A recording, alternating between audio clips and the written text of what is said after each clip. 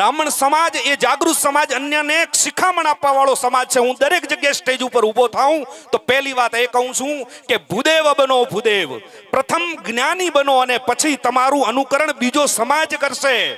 ભલા માણસ આપણા ઘરે ડેકલા વાગે ને ભૂવા ધૂણે તો તમે શું માનો છો કે બ્રહ્મ સમાજમાં આપણને શોભે એવું કામ છે? અન્ય સમાજને જ્ઞાન આપવા વાળો સમાજ જ્યારે ડેકલાના તાલે ધૂણવા માંડે ને ત્યારે ગણવાનું કે આપણા પેઢીનું ક્યાંક પૂન ખૂટી ગયું છે. આવા રવાડે ક્યાંય ચડતા નહીં, કારણ કે આપણે બીજાને વેદોનું જ્ઞાન આપીએ છીએ, આપણે બીજી સમાજને ધર્મનું જ્ઞાન આપીએ છીએ, રામાયણનું જ્ઞાન આપીએ છીએ, હોમ હવન કરીએ છીએ. આ તો આપણે હોમ હવન છોડી દીધા. બાકી પુરોહિત જ એને કહેવાય જે યજ્ઞ કરતો હોય એ રાજપુરોહિત છે.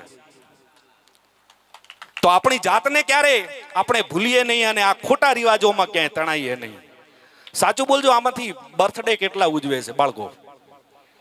માતાઓ પણ એટલા શોખીન હોય છે કે મારો દીકરો હેપી બર્થડે તો કરવો જોઈએ.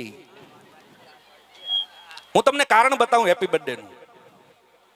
હું લગભગ દરેક જગ્યાએ કહું છું, મહેન્દ્રભાઈ ક્યારેક સાઉન્ડ લઈને હોય, લગભગ દરેક જગ્યાએ મારી આ વાત થતી હોય છે. સાહેબ, આપણા ધર્મની અંદર ભગવાનની સામે દીવો કરીએ અને દીવાનો પ્રકાશ થાય તો સુકન માનવામાં આવે ને જો દીવો ઝાપટું આવે પવનનું ને જો ઓલવાઈ જાય તો એ અપસુકન છે. કેટલા માને છે? આમાં મારી ખોટી વાત હોય તો કહેજો. તમારા ઘરે કુળદેવીને દીવો કરો અને દીવો જો ઓલવાઈ જાય તો સાહેબ અપસુકન છે, સુકન નથી. હવે આવો બર્થડે ઉપર.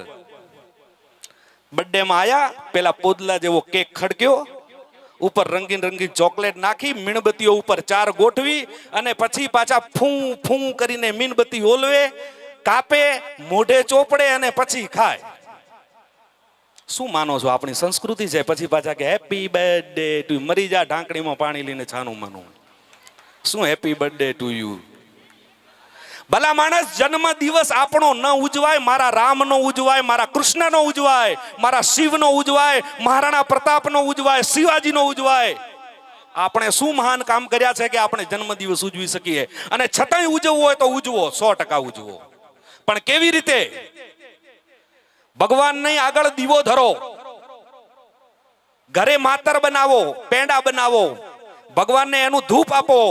સમાજમાં જેટલા વડીલો છે, માતાઓ છે, મોટા વડીલો છે, એમને બાળકને પગે લગાડતા શીખવાડો, એનું સન્માન કરતા શીખવાડો. અને પોતે ધોતી પહેરીને જો છોકરો હોય તો એને બાઈ હોય તો માથે ઓઢીને અને પછી મા બાપના આશીર્વાદ લે અને આજુબાજુમાં એ પ્રસાદીને વેચે ને તો એને કહેવાય જન્મદિવસ ઉજવ્યો. બાકી ફૂં ફૂં કરીને આપણે જે હેપી બર્થડે ટુ યુ કહીએ છીએ ને એને જાકારો આપજો. એના કરતા એક ખતરનાક રિવાજ આવ્યો પાછો બીજો. આ તો હજી બાળકોમાં છે. વક્તાભાઈ, મને એ નહીં સમજાતું કે આપણે પહેલાના જમાનામાં જે હળદી કરતા, ખબર છે? હળદી એક પ્રોગ્રામ આવતો, તમને ખબર છે બધાને લગભગ. ત્યારે આપણા તડકામાં કામ કરતા, એવા એસીમાં રહેવા વાળા નહોતા. જ્યારે ખેતરમાં કામ કરતા હોય ને, ડીલ આખું શરીર કાળું પડી ગયું હોય તો એને હળદર અને ચંદનનો લેપ લગાડીને 2 દિવસ માટે ઉજળું કરવામાં આવતું. અને એ પણ બંધ ઓરડામાં. આપણો સમાજનો કરે એના પહેલા નાઈ એ કામ કરે. નાઈ સમાજના આપણા સેવક છે, એમને એ કામ કરતા. અને આપણે એને શેમાં બદલ્યું છે? મોટો મંડપ સજાવીએ, બધા હળદર લગાવે, હળદી લગાવે, એના મોઢે ચોપડે, કપડે ચોપડે ને 1 લાખ રૂપિયાનો ખર્ચો કરે. શું વાત કરો છો ભલામણ? આ હલ્દીના પ્રોગ્રામો આપણા સમાજમાં પિક્ચરના માંથી ઉતારા કરી કરીને ખોટા ખોટા ખર્ચે નહીં ચડશો. આપણા રીત રિવાજો છે એમાં ચાલો. એના કરતા એક બીજો રિવાજ તમને ખબર હોય તો આપણા સમાજમાં આવ્યો કે નહીં આવ્યો મને ખબર નહીં, પણ લગભગ આવવાની તૈયારીમાં છે. કયો? Pre wedding. આ ઘણા બાપુઓને નહીં સમજાય કે પ્રી વેડિંગ એટલે શું.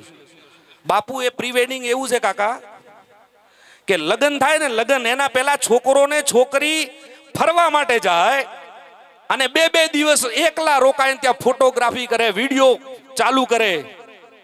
હવે લગ્ન પહેલાનું લગ્ન એટલે પ્રી વેડિંગ. અલ્યા ભાઈ, આપણો સભ્ય સમાજ છે. દીકરી લગ્ન કરીને ગઈ હોય ને ચૂડલો પહેર્યો હોય તો 6 12 મહિના સુધી એ ચૂડલો એના બાપને બતાવે. એ સમાજ આપણો છે. બાપ સામે બેઠો હોય, જમાઈ સામે બેઠો હોય તો એ ઘૂમટો ઊંચો ના કરે. એ આપણો સમાજ છે. અને તમે પ્રી વેડિંગ ના રવાડે ચડ્યા છો. પાછા વળી જજો, નહીતર ભૂદેવ કહેવાને લાયક નહીં રહો, એની ગેરંટી આપું છું. સભ્યતાને તમે વળગી ન રહ્યો તો આ સમાજનો કોઈ પણ વ્યક્તિ આ સભ્યતાને નહીં વળગી રહે, એની ગેરંટી આપું છું. અરે એના કરતા આપણા પુરુષ સમાજના બે થી 4 જણાને એવા જોયા છે. ગર્ભ ધારણ કરે તો તમને ખબર છે કે જ્યારે દીકરી પેટથી હોય અને પિયરથી જ્યારે સાસરે જાય તો સાસરી પક્ષવાળા લેવા આવે ને કિલો ગોળ સાઈડમાં રાખે, રસ્તામાં જે પેલું મળે એને આપી દે, મીઠું મોં કરાવે અને સુકન લઈને જાય. એ આપણો રિવાજ હતો. અત્યારે દીકરી, મારે કહેવાય નહીં, મારે કહેવું પડશે આજે, કારણ કે ખરાબ રિવાજ ઉજવતા તમને શરમ નહીં આવતી કોઈને, તો મને કે શેની શરમ આવે? પેટ ઉગાડું રાખીને એનો જમાઈ એને બાજુમાં હાથ રાખીને ઊભો રહે અને પછી 2-4 ફોટા પડાવે અને પાછા ન્યૂ બેબી બર્ન એવા કઈ મેસેજ મૂકે, ભલા માણસ મરી જાઓ. શિવાજીના પેટે, માં જીજાબાઈના પેટે શિવાજી ત્યારે જન્મ્યા કે જ્યારે એને રામાયણ વાંચી ગર્ભાવસ્થા દરમિયાન.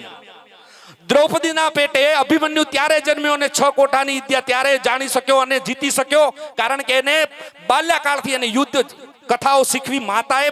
રામાયણ વાંચીને, મહાભારતો વાંચીને, એની યુદ્ધ કથાઓ વાંચીને, વીર કથાઓ વાંચીને. અને તમે શું એમ માનો છો કે આમ પેટ ઉપર ફોટા મૂકીને અમે ફોટા પાડીએ તો તમારા પેટે શિવાજી પેદા થાય?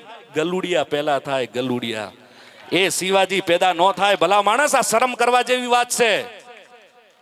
કોઈ મહાપુરુષને જોઈએ, કોઈ વીર પુરુષને જોઈએ તો આપણને ઈચ્છા થાય કે મારો દીકરો પણ આવો થાય, મારો દીકરો પણ ભારત દેશનું નામ રોશન કરે. તમે શું માનો છો આવી રીતે ભારત દેશનું નામ રોશન થશે? એમ પાછા વળી જજો.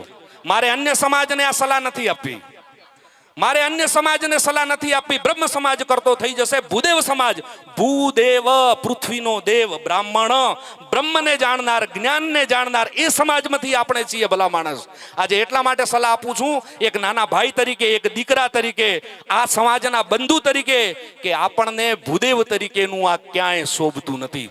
કેટલાને હવે લાગે છે કે તમે વાત કરી એમાંથી આ વાત ખોટી છે, આંગળી ઊંચી કરો એટલે આપણે અહીંયા ચોખવટ થઈ જાય. અને જો તમને સાચી લાગ્યો તો એકવાર જોરદાર તાળીઓથી વધાવી લેજો.